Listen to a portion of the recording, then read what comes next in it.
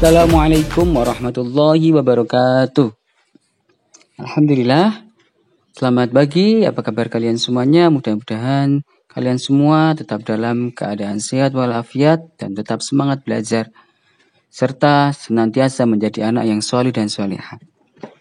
Anak-anakku sekalian, berjumpa kembali kita dalam pelajaran pendidikan agama Islam. Mari kita mulai pelajaran pada pagi hari ini dengan berdoa. Bismillahirrahmanirrahim. Rabbi zidni ilma warzuqni fahma. Amin ya rabbal alamin. Alhamdulillah anak-anakku sekalian yang sholih dan sholihah. Setelah pada kesempatan sebelumnya kita telah belajar membaca dan menghafal serta menulis surah Al-Ma'un. Hari ini kita akan membahas tentang makna dan kandungan yang terdapat dalam surah Al-Ma'un. Surah Al-Ma'un kemarin telah kita ketahui terdiri dari 7 ayat. Di mana surah Al-Ma'un ini namanya diambil dari ayat terakhir, yakni Al-Ma'un yang artinya barang berguna. Nah, surat ini menceritakan tentang orang-orang munafik yang suka memamerkan sholatnya dan menelantarkan anak yatim. Mari kita membahas arti satu persatu ayat yang ada dalam surah Al-Ma'un. Kita mulai dulu dari bismillah.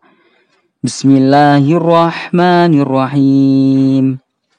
Dengan menyebut nama Allah yang Maha Pengasih lagi Maha Penyayang. Ayat pertama.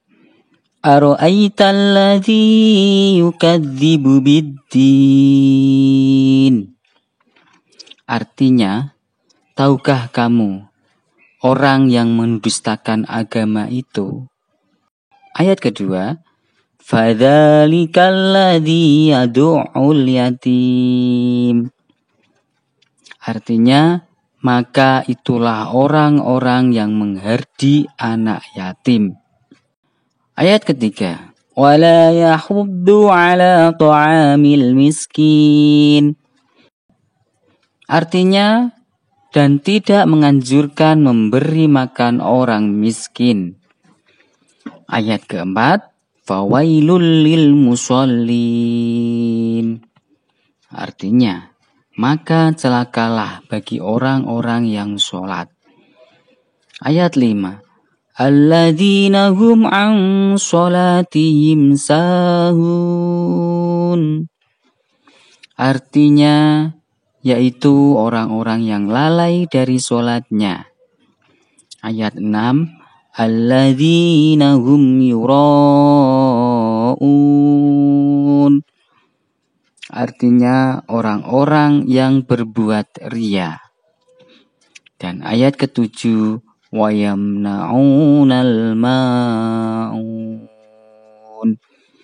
Dan artinya dan enggan menolong dengan barang yang berguna.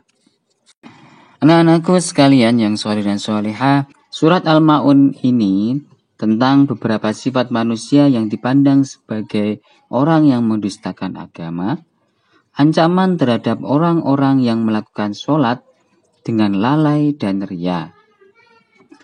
Orang-orang yang mendustakan agama yaitu 1. Membentak atau mengherdik anak yatim. Ketika ada anak yatim, maka jangan dihentak-hentak dimarahi. Karena itu termasuk mendustakan agama. Nomor 2, tidak suka membantu orang miskin. Nomor 3, melalaikan sholat. Sholat ditinggalkan atau bahkan diakhir-akhirkan. 4, riya dalam sholat. Memamerkan sholatnya. Nomor 5, tidak suka membantu sesama. Meskipun hanya sekedar meminjami keperluan rumah tangga. Orang yang tidak suka membantu sesama, maka termasuk orang yang mendustakan agama. Dan yang nomor 6, mengelak dari menolong atau menghalang-halangi orang yang bermaksud menolong orang lain. Nah, Surat Al-Ma'un ini mengandung pelajaran tentang kehidupan sosial. Kepedulian tersebut dapat dilakukan dengan melakukan hal-hal berikut, yakni 1. Menyantuni anak yatim, baik yatim maupun yatim piatu, supaya kita tidak termasuk orang yang mendustakan agama. Selanjutnya, peduli terhadap nasib atau keadaan orang miskin. Ketika tetangga kita atau di lingkungan kita terdapat orang miskin, maka sebaiknya kita peduli dan membantunya. Nomor 3, suka membantu atau meringankan beban dengan memberikan sesuatu yang dapat meringankan bebannya. Tolong menolong, bantu membantu, tapi khusus dalam hal kebaikan. Ketika ada tetangga, keluarga yang kesusahan, alangkah baiknya dibantu meringankan bebannya. Senantiasa memberi bantuan kepada sesama manusia, sesama saudara muslim. Hindari enggan memberi bantuan atau bersifat kikir, yakni pelit dalam membantu atau memberikan bantuan kepada orang lain.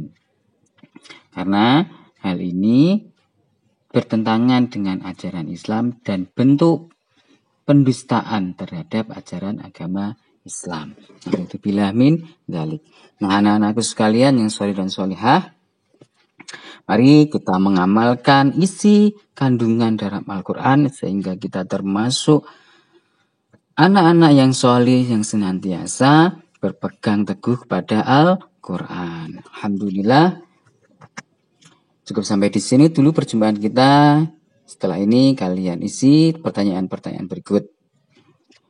Marilah kita tutup perjumpaan pada pagi hari ini dengan membaca hamdalah. Alhamdulillahirabbil alamin. Akhir kata, Bapak Guru mohon undur diri. Wassalamualaikum warahmatullahi wabarakatuh.